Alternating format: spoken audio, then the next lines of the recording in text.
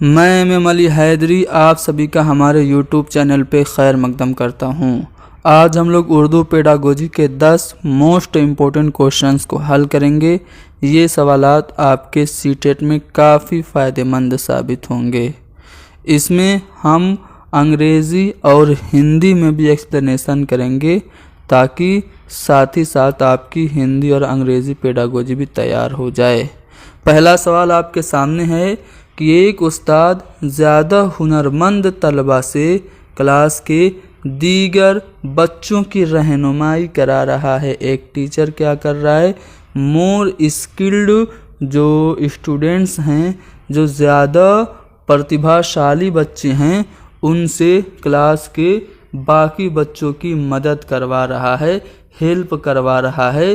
तो टीचर इनमें से किसके नज़रिया को इस्तेमाल करने की, किसकी थ्योरी को यूज़ करने की कोशिश कर रहा है?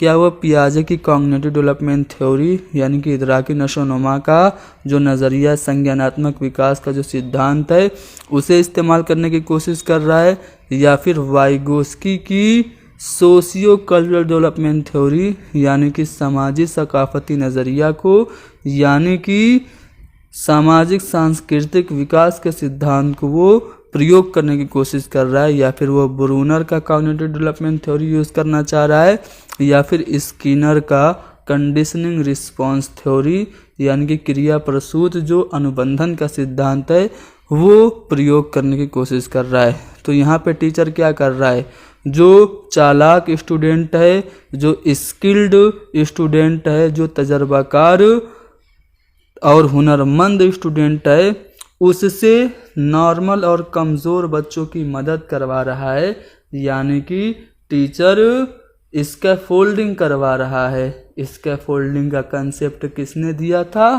तो वाइगोस्की ने दिया था, यानी कि टीचर वाइगोस्की की थ्योरी को इस्तेमाल करने की कोशिश कर रहा है।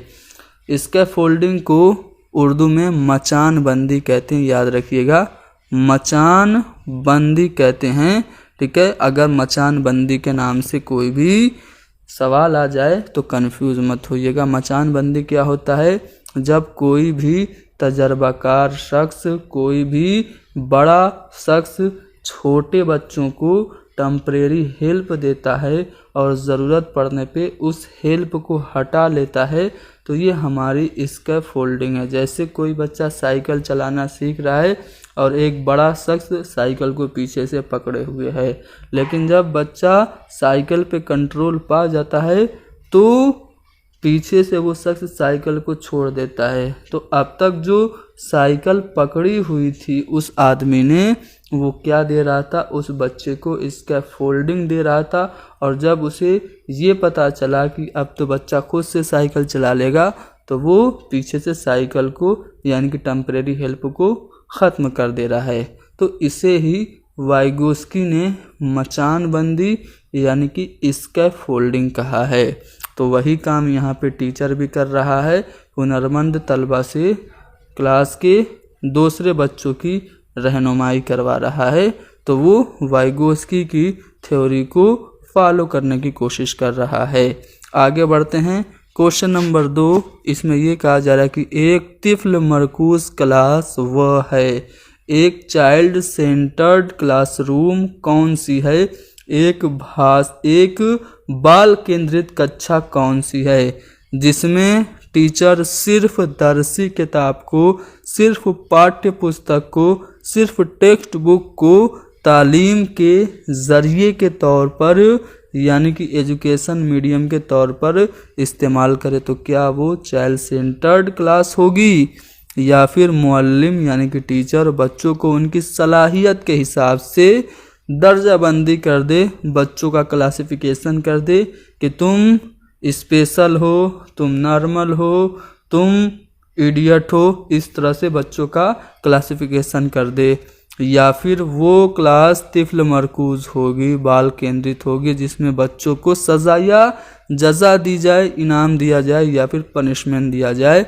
या फिर हर बच्चे की इनफरादी ज़रूरियत को, हर स्टूडेंट की इंडिविजुअल नीड्स को अगर टीचर पूरा करे तो क्या वो चाइल्ड सेंटर्ड क्लास होगी? तो जी हाँ, चाइल्ड सेंटर्ड क्लास में जो स्टूडेंट्स होते हैं, जो बच्चे होते हैं, वो स्वतंत्र होते हैं, खुद से चीज़ों को करते हैं, खुद से एक्टिविटी करते हैं और टीचर हर बच्चे की जो इनफरादी ज़रूरियात हैं, जो व्यक्तिगत आवश्यकताएं हैं, जो इंडिविजुअल बच्चों की नीड्स हैं, उनको बस पूरा करता है। टीचर फैसिलिटेटर का काम करता है।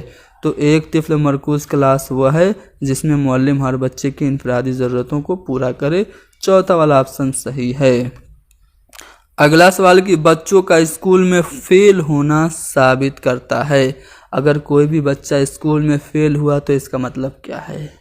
NCF 2005 जब हम पढ़ाएंगे तो इस कंसेप्ट को डिटेल से बताएंगे। याद रखिए, अगर बच्चा स्कूल में फेल हुआ तो इसका मतलब क्या है? क्या पसमंज़र से ताल्लुक़ रखने वाले बच्चे, यानी कि जो हमारी डिसएडवांटेज बैकग्राउंड से रिलेशन रखने वाले जो स्टूडेंट हैं, क्या वो तालीम के काबिल नहीं है? तालीम हासिल करने का क्या उनको हक़ नहीं है? जो हमारे विभिन्न पृष्ठभूमि के बच्चे हैं, क्या उनको तालीम लेने का हक़ नहीं है? या फिर स्कूल उन बच्चों की ज़रूरियात और तरगीबात को पूरा नहीं कर पाया, बच्चों की आवश्यकताओं को और उनकी रुचियों को पूरा नहीं कर पाया, इसलिए वो बच्चे फेल हो गए? या फिर बच्चों में कोई विरासती ख़राबी थी, कोई जेनेटिकल प्रॉब्लम थी, इसलिए उनको स्कूल से ही खारिज कर दो, वो पास होने लायक ही नहीं है? या फिर माँ बाप बच्चों को पढ़ाने में मदद नहीं करते थे, इसलिए बच्चे फेल हो गए? तो बच्चों का फेल होना क्या दर्शाता है? तो याद रखिएगा, अगर कोई भी बच्चा फेल हुआ है तो ज़रूर एजुकेशन सिस्टम में कोई न कोई गड़बड़ी थी, स्कूल में कोई न कोई ख़राबी ज़रूर थी। हो सकता है कि स्कूल ने उन बच्चों की जो ज़रूरियात थी और जो बच्चों की रुचियाँ थी उनको पूरा न किया हो, इसी वजह से बच्चे फेल हुए। तो याद रखिएगा, जब कभी भी कोई बच्चा फेल होता है तो वो अपने फेलियर को नहीं शो करता है, बल्कि वो पूरे सिस्टम के फेलियर को दर्शाता है, पूरे निज़ाम की नाकामी को वो मुनकिस करता है। तो यहाँ पे बी वाला ऑप्शन हमारा सही जवाब है, क्योंकि बच्चों का फेल होना साबित करता है कि बच्चों के प्रति ज़रूर कोई न कोई लापरवाही की गई है, उसकी ज़रूरियात को पूरा नहीं किया गया है। अगला सवाल यह है कि दर्जा 4 की एक टीचर है, बच्चों से कहती है कि वो घर से 2-3 चीज़ें ले आएं और एक दूसरे से बदल लें, फिर उन चीज़ों पर कम से कम 10 जुमले बयान करें। तो इन तदरीसी आमोज़ी मवाद को क्या कहेंगे?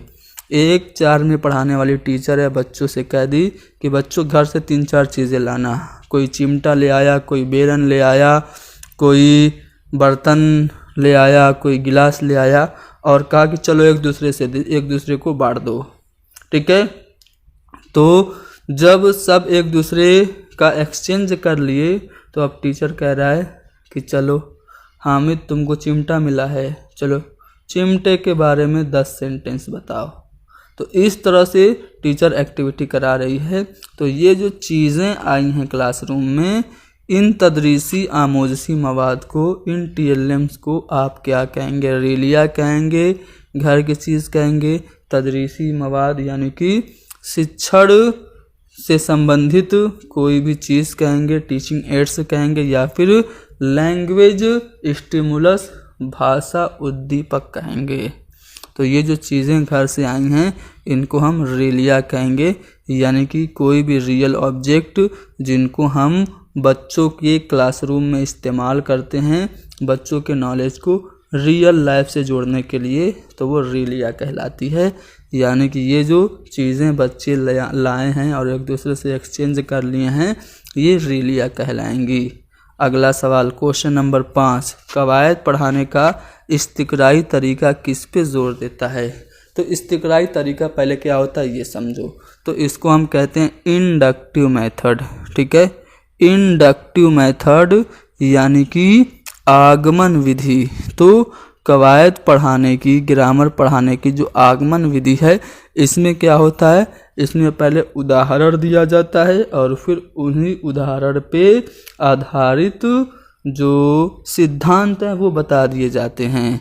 तो कवायद पढ़ाने का जो इस्तिक़राई तरीका है, जो इंडक्टिव मेथड है, वो एग्जाम्पल्स पे यानी कि मिसालों पे जोर देता है, यानी कि हमारा जो बी वाला ऑप्शन है वो सही जवाब है। आ रहा है समझ में? चलो आगे बढ़ते हैं अगले सवाल पे।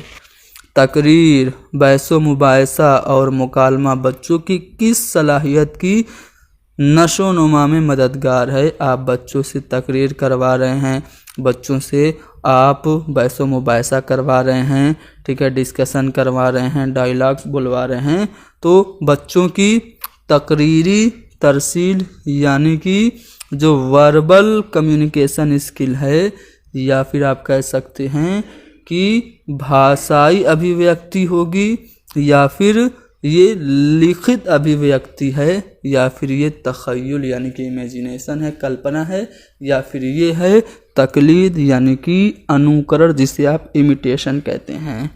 तो देखिए, अगर आप बच्चों से तकरीर करवाएंगे, डिस्कशन करवाएंगे, डायलॉग बुलवाएंगे, तो जाहिर सी बात है उनकी तकरीरी सलाहियत जो है वो तकरीरी तरसील की सलाहियत यानी कि भाषा जो मौखिक अभिव्यक्ति है, सही शब्द होगा मौखिक अभिव्यक्ति जो है वो बच्चों की डेवलप करेगी, यानी कि यहाँ पे मौखिक अभिव्यक्ति तकरीरी तरसील हमारा सही जवाब है। आगे बढ़ते हैं अगले सवाल पे। राइट टू एजुकेशन एक्ट 2009, ठीक है, हक के तालीम का एक्ट उर्दू में इसे कहते हैं, ठीक है। 82वें संविधान संशोधन के तहत जो 82nd अमेंडमेंट एक्ट था हमारे कॉन्स्टिट्यूशन में, उसके तहत 21A आर्टिकल हमारे कॉन्स्टिट्यूशन में जोड़ा गया, हमारे संविधान में जोड़ा गया, और इसमें ये बात कही गई कि 6 से 14 साल के सभी बच्चों को फ्री एंड कंपल्सरी, निःशुल्क एवं अनिवार्य, मुफ्त और लाजमी तालीम हासिल करने का हक है। इसे ही राइट टू एजुकेशन एक्ट यानी कि हक तालीम का एक्ट या फिर शिक्षा का अधिकार अधिनियम सन 2009 कहा गया। ये अधिनियम 1 अप्रैल को सन 2010 में लागू हुआ था, ठीक है। तो राइट टू एजुकेशन एक्ट जो है उसके मुताबिक जो खुसूसी ज़रूरतों वाले बच्चे हैं, चिल्ड्रेन विद स्पेशल नीड, यानी कि जो स्पेशल चाइल्ड हैं उनको, उन बच्चों को कैसे पढ़ना और पढ़ाना चाहिए।